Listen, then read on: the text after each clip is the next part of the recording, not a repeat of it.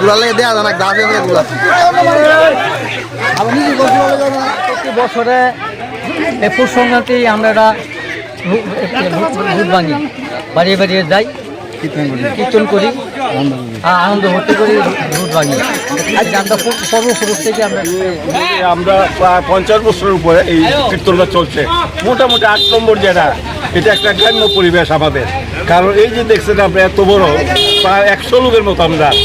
এরপরে যে জেনারেশন ছোট 8 থেকে 85 পর্যন্ত আমাদের সঙ্গে আছে। যেমন আমার 85 বছর আমার, কিন্তু 8 থেকে কিন্তু এই যে বাচ্চারা তারা কিন্তু এগুলো শিখতেছে। আমরা চাই নেক্সট জেনারেশন আমার পরে যারা চাক, আমি তো হয়তো আমি পারতাম না, কিন্তু আমার যে পরের যে ধাপটা যারা 50, 60, 70 তারা যেন এটাকে বজায় রাখে, এটাই আমি আশা করি।